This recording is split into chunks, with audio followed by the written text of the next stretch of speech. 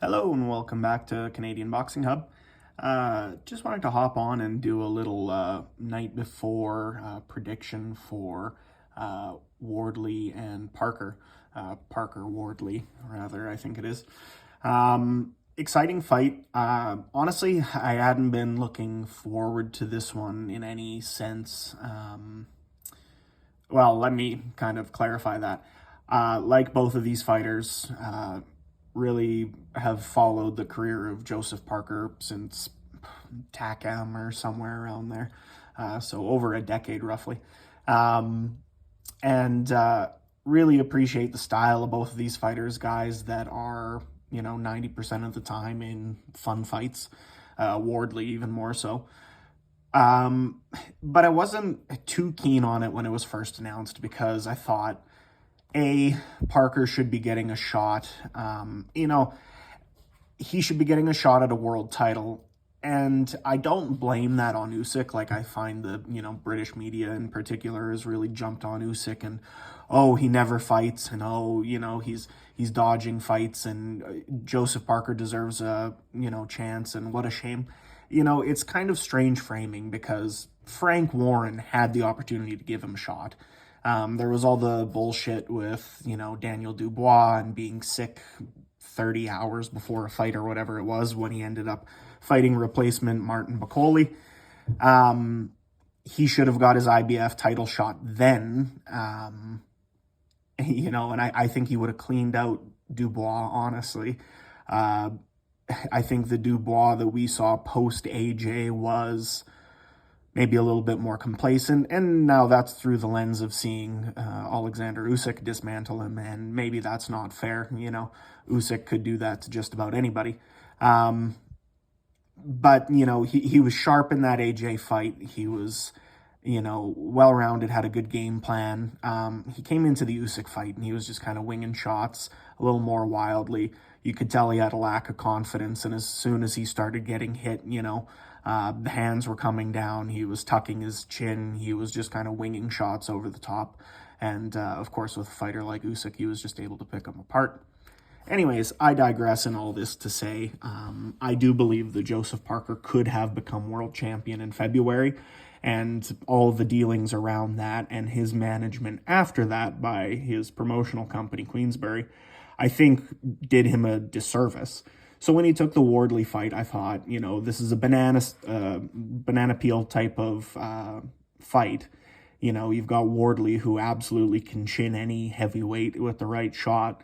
I think he's a vastly inferior boxer to Parker. And I think that Parker hits as hard or harder at the world level than Wardley does. Because a part of hitting hard and knocking guys out is hitting them clean. And Parker's got such a precision with that kind of front foot Kronk style that he's got under Andy Lee, that I think he's able to push Wardley back, put it on him.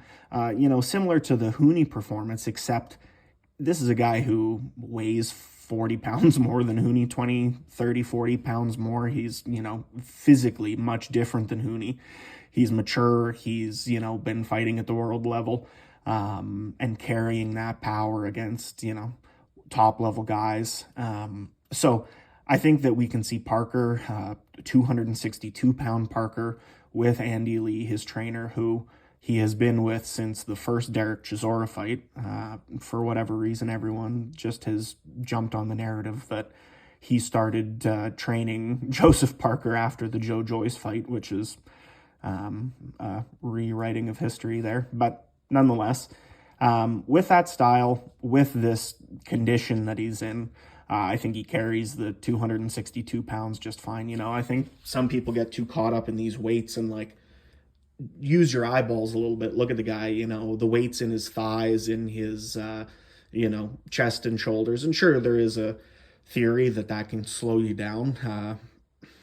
But this is a guy who's been fighting 12-round fights for more than a decade now at the pro level, at world title level. And I just don't think the condition of Joseph Parker has ever been a serious issue before Andy Lee, and even in those first couple Chisora fights, he had a tendency to take his eye off the ball sometimes in fights. He's such a slick boxer that he could just kind of take a walk sometimes, and that could lead him into danger.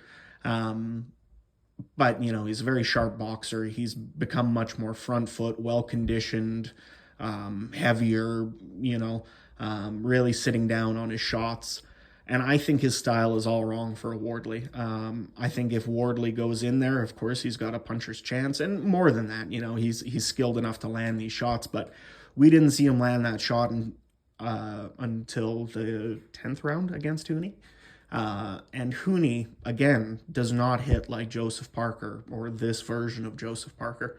And I think that if it takes 9 rounds to get to a point where he can catch Parker clean like that, he's going to be in trouble. I think this could go early. Of course, it's heavyweight boxing. This fight could go anyway. But I'm honestly thinking that this could be Parker in 4 or 5 rounds. So that's what I'm putting my prediction on, though I haven't been too accurate as of late, but that's heavyweight boxing. But nonetheless, as we have gotten closer to this fight, I have gotten more excited. Wardley does just have that factor. He knows how to sell a fight to a certain extent. There's a little bit of needle, which I didn't expect between these guys. That's interesting. And honestly, Queensberry's done a good job down the stretch here of kind of selling this fight. I think they've had to put some serious work into these last 2 weeks before the fight because it was clearly struggling a little bit. But nonetheless, we get here, and I'm excited about the fight. That being said, it is not a pay-per-view card by any means. I don't think this main event is pay-per-view in any sense. It's not for a full world title.